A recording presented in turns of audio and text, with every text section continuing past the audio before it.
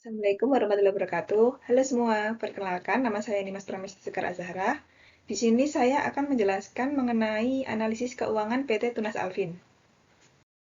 Selanjutnya, analisis keuangan ini berisikan pendahuluan, kajian kinerja dan fundamental, struktur modal, kebijakan dividen, serta kesimpulan dan saran.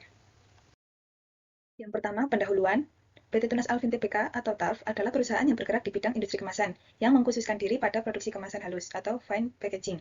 Perusahaan ini didirikan pada tahun 1977 dan menjadi perusahaan publik pada tahun 2001. Perusahaan ini telah menghasilkan produk kemasan berkualitas tinggi dari berbagai material seperti kertas, karton, dan plastik. Produk unggulannya itu meliputi kemasan premium untuk industri rokok, kemasan makanan, dan consumer goods yang memenuhi standar kemasan pangan. Yang kedua, kajian kinerja dan fundamental. Yang pertama, NUWC mengalami penurunan. Penyebabnya karena berkurangnya total aset lancar perusahaan. Meskipun hutang dagangnya itu menurun, namun hutang pajaknya itu justru malah meningkat. Kemudian TOC itu mengalami penurunan juga, meskipun asetnya itu stabil, tapi mengalami penurunan yang mungkin mengindikasikan penurunan likuiditas atau efisiensi operasional perusahaan. Kemudian NOPAT mengalami penurunan juga, mengindikasikan penurunan kinerja operasional perusahaan. Kemudian MVA dan EVA menunjukkan nilai negatif. Itu yang MVA menunjukkan nilai negatif karena nilai pasar saham lebih rendah dari nilai buku ekuitas. Penurunan saham memperburuk kondisi karena mencerminkan ketidakmampuan perusahaan menciptakan nilai tambah bagi investor. Kemudian EVA, nilai negatifnya itu mengindikasikan bahwa perusahaan belum mampu menghasilkan keuntungan di atas biaya modalnya. Kemudian karakteristik fundamental perusahaan, yang pertama profitabilitas yang meliputi BEP ROI, ROE, dan OPM, mengalami penurunan dari tahun 2022 ke 2023. Itu menunjukkan penurunan efisiensi penggunaan aset untuk hasil laba operasi, penurunan kemampuan menghasilkan laba dari aset, sehingga memerlukan evaluasi untuk meningkatkan kinerja profitabilitas ke depannya. Kemudian poin kedua ada manajemen aset, di mana ketiganya itu mengalami penurunan juga dari tahun 2022 ke 2023. Penurunannya itu mengindikasikan adanya penurunan permintaan, penumpukan persediaan, atau ketidakefektifan dalam manajemen persediaannya.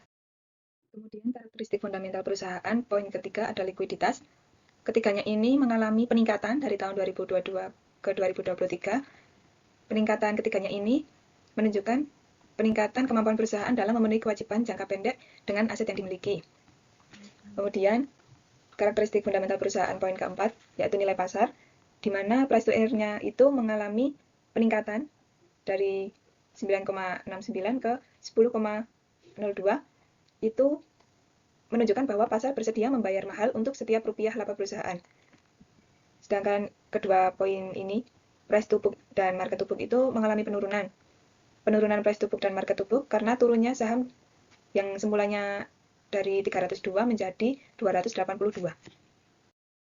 Kemudian, struktur modal dalam analisis kebijakan pendanaan jangka panjang, di sini menunjukkan perhitungan debt to capital dari tahun 2022 itu mengalami peningkatan pada tahun 2023 dari 17,16% menjadi 17,19%, walaupun kenaikannya itu tidak begitu signifikan. Ini menunjukkan bahwa pada tahun 2002, 17,16% dari total modal perusahaan terdiri dari utang jangka panjang dan ekuitas, berasal dari utang jangka panjang, sisanya 82,84% berasal dari ekuitas atau modal sendiri. Sedangkan pada tahun 2023, 17,19% dari total modal perusahaan berasal dari utang jangka panjang, sementara sisanya yaitu 82,81% berasal dari ekuitas. Kemudian kesesuaian teori struktur modal dengan kondisi perusahaan. Teori struktur modal yang relevan dengan kondisi PT Tunas Alvin ini adalah pecking order theory. Teori ini menyatakan bahwa perusahaan lebih memilih sumber pendanaan dari internal atau laba ditahan, kemudian utang, dan terakhir penerbitan saham baru.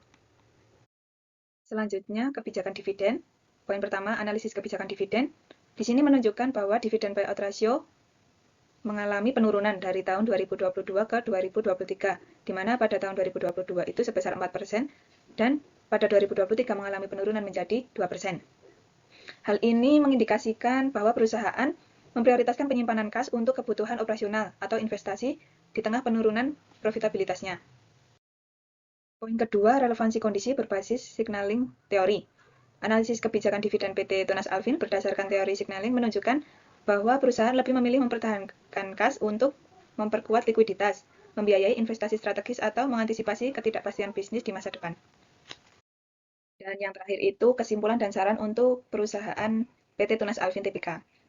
Yang poin pertama kesimpulan itu penurunan kinerja perusahaan dalam beberapa aspek. Kemudian nilai NVA dan EVA yang menunjukkan nilai negatif, serta penurunan rasio profitabilitas dan perbaikan likuiditas. Kemudian saran untuk perusahaan tersebut adalah memperbaiki manajemen persediaan dan piutang, mengevaluasi kebijakan dividen dengan mempertimbangkan keseimbangan antara retensi laba, mengoptimalkan struktur modal dengan mempertimbangkan pemanfaatan utang jangka panjangnya, serta meningkatkan komunikasi dengan investor melalui sinyal yang jelas berkaitan dengan penurunan NVA dan EVA. Referensi yang saya gunakan untuk penyusunan laporan keuangan PT Tunas Alvin ini, saya mengambil dari Annual Report PT Tunas Alvin Tbk pada tahun 2022 dan 2023.